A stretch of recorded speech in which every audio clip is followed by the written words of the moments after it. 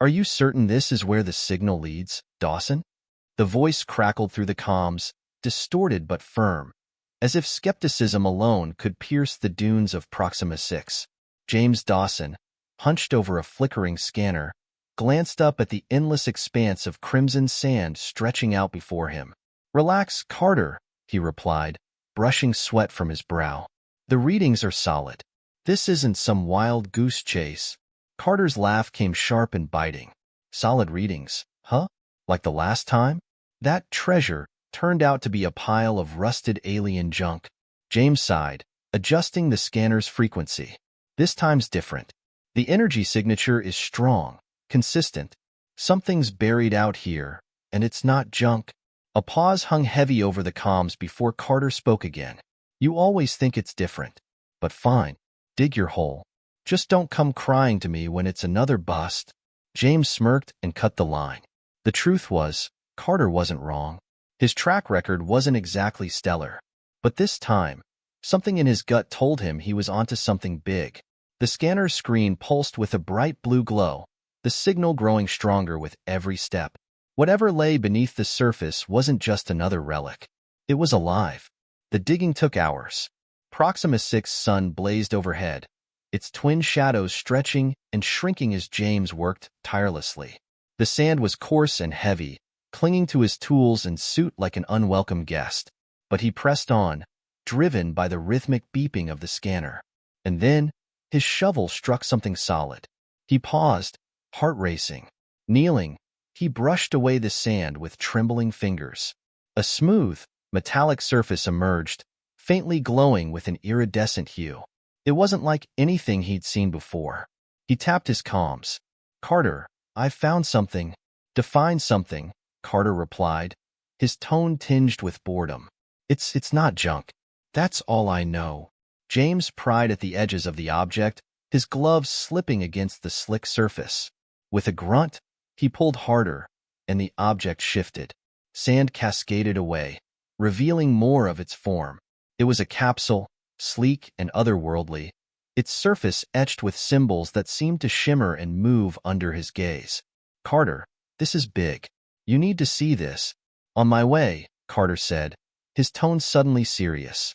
"Don't touch anything else until I get there." But James couldn't wait. Curiosity burned too brightly. He traced a finger over one of the symbols, and the capsule responded. A faint hum filled the air, and the surface split open with a soft hiss.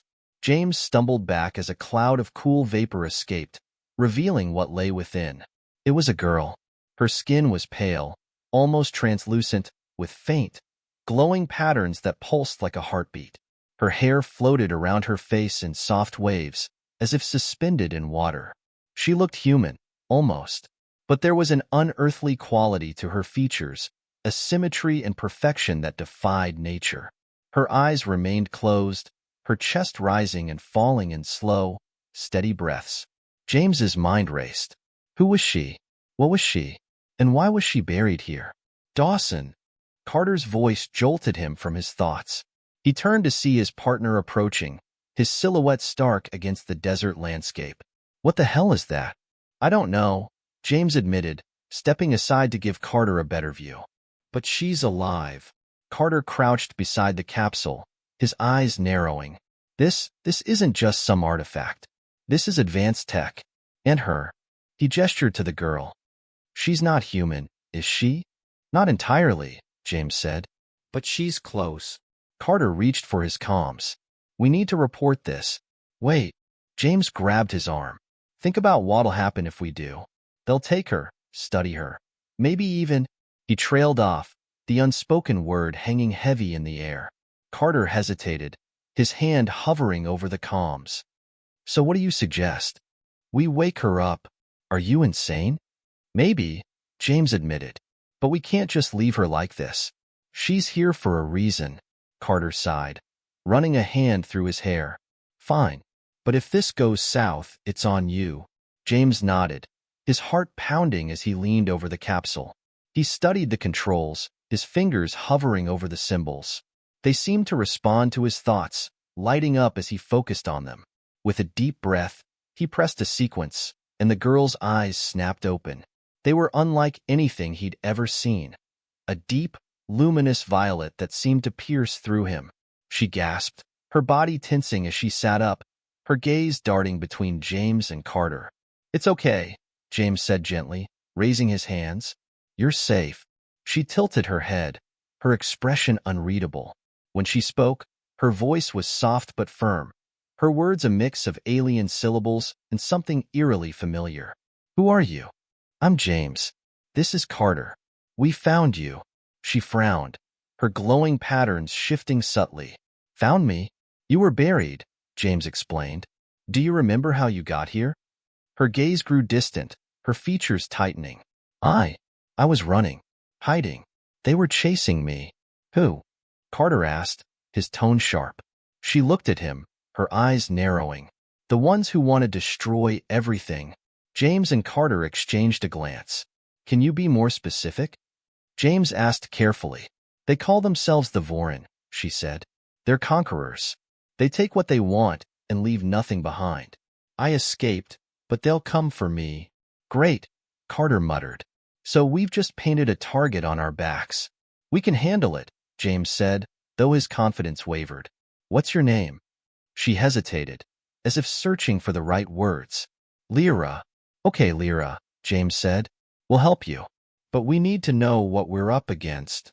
Lyra nodded, her expression serious. "Then we need to move. They'll be here soon."